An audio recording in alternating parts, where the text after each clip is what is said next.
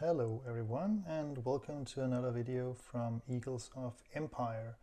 In this video we're gonna look at a set of French Hussars and do an unboxing of this set. Now again, in all cases when you buy a set of miniatures from Eagles of Empire, you get them in this black zip bag optimized for today's shipping standards. Most miniatures are sold online, and we don't want to be transporting too much air. It's simply not good for the environment, and it's not good for your wallet. Basically, paying for too much space when you're transporting goods. So everything comes in a zip bag. So it's an unboxing, but it's an unboxing of a zip bag. Let's have a look what's inside. We have a face card, we got miniatures, we got unit cards, got some riders here. Now the zip bag itself is pretty durable quality, and it's a nice way to stow away your miniatures if you are not having it on the painting table. Just ram them in here and stow them away for later. Now let's have a little overview here. We've got some horses, got some hussars here, we got face card, and we got the unit card here. We'll just remove this plastic zip bag that protects the unit card. So let's have a look at the face card. Now the purpose of the face card is basically to get you inspired, to get you an idea of how to paint your newly purchased miniatures. There's a nice color plate here. On the back you'll have some historical information on the French Hussars. There'll be a summary here of the stats and special abilities of the Hussars, and again some nice imagery here to get you inspired and get you painting. The face card is pretty thick cardboard quality, so it's something that will stand the test of time. You can have these as gaming tools also, using these as reference if you don't have the unit card at hand. But the unit card that comes also with the miniatures here is the actual gaming tool for use of these miniatures in the Eagles of Empire skirmish rules. So the unit card will tell you the cost of recruiting this unit onto the gaming table, and it will tell you the unit's stats here: movement, the range of the carbines, firepower, charge value, etc., etc. And it will list the special abilities. You have a quick ref sheet in the rule book which tells you the abilities that these icon represents. Right, so putting these here aside, let's have a look at the miniatures. Just gonna put these over here, create some space. Horses, first of all. Now, when you're buying a set of cavalry from Eagles of Empire, you get 6 differently posed horses, right? So again, playing a game, a skirmish game, you really want your miniatures to be as diverse as possible. You don't want 48 miniatures in the same pose. It just becomes way too static and too artificial. You want to create some realities and feeling of actually being there on the battlefield. And I think we have a high quality here as one of the as part of the DNA of Eagles of Empire, that we never do replicas in our set. There's always individually posed horses and miniatures. Looking closer at the riders, I'll try to put the horses up here a little bit so I can have a closer look at the riders.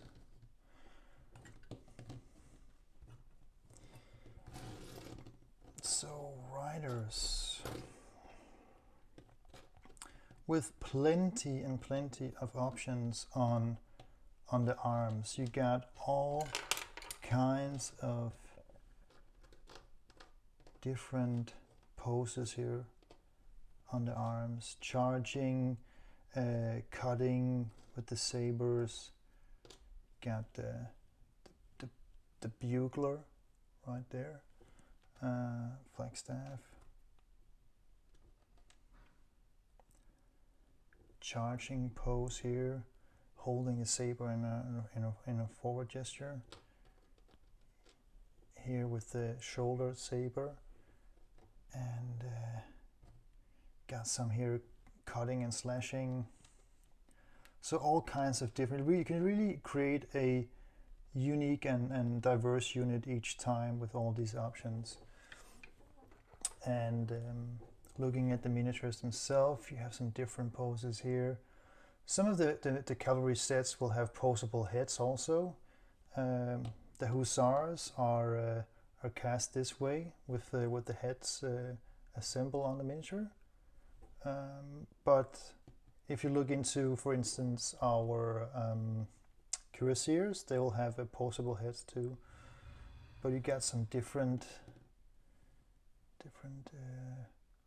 post Hussars here. Really crisp details with all the little piping, I guess it's called, on the uniform. Classic French saddle pack with tent poles, and of course the Hussars, in their case, they have the carbine also.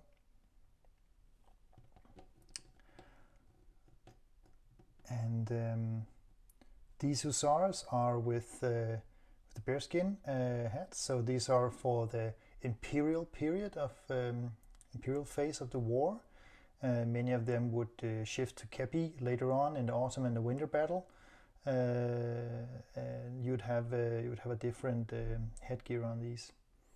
So these are for the summer battles, the big summer battles of 1870. You can also take a closer look at some of the horses here. You got some really nice, really natural, really anatomically well proportioned horses. Muscle structure and everything is really nicely done on these.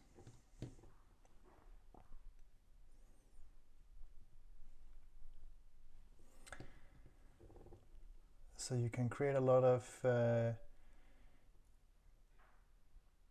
animation, I'd call in this unit,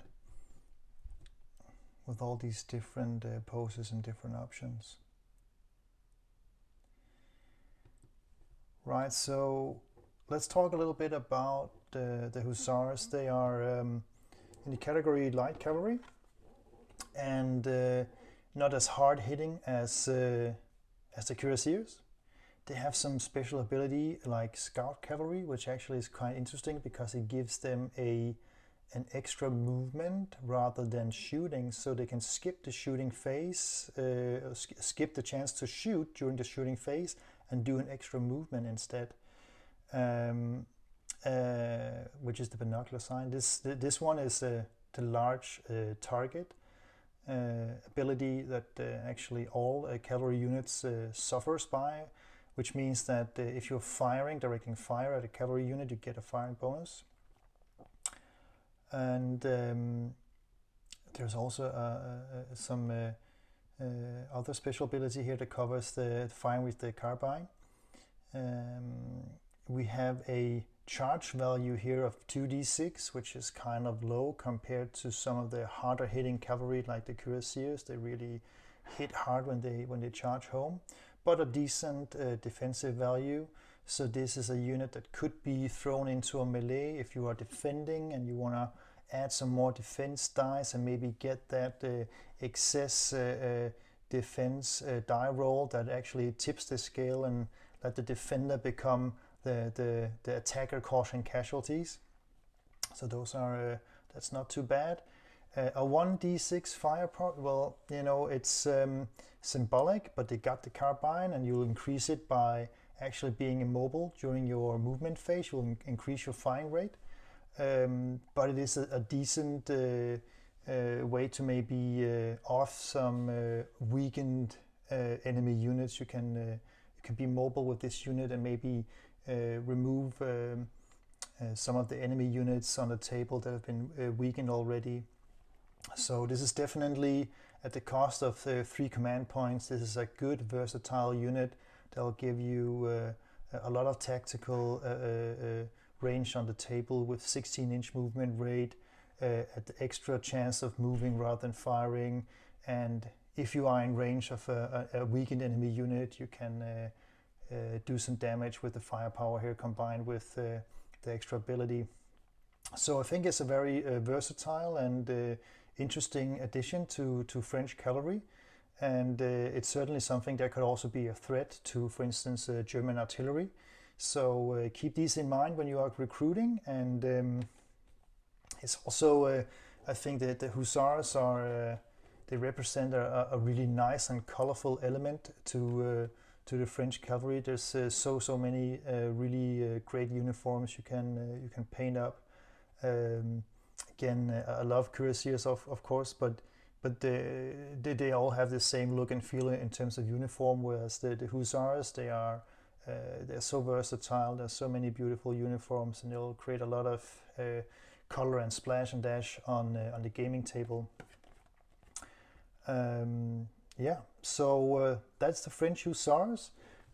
Like in all our cavalry sets, there are 6 riders, which is a basic cavalry unit. The basic unit in French is the peloton. In German, the German coalition equivalent is a berit. You gather those, you bundle those together, 2 peloton or 2 berit, and you get a squadron of cavalry. You can add an officer. So yeah, so 6 riders and 6 horses and a whole lot of different arm options here to create a highly animated and colorful unit for your gaming collection. So I hope you've enjoyed this unboxing, and you can jump over to the web shop and have a look at some of the deals and offers we have. We got some multiple deals of cavalry that will also trigger a free officer, adding some tactical extra abilities to your gaming. So yeah, jump over to the web shop, have a look at that, and I'll see you all in the next video. Bye bye.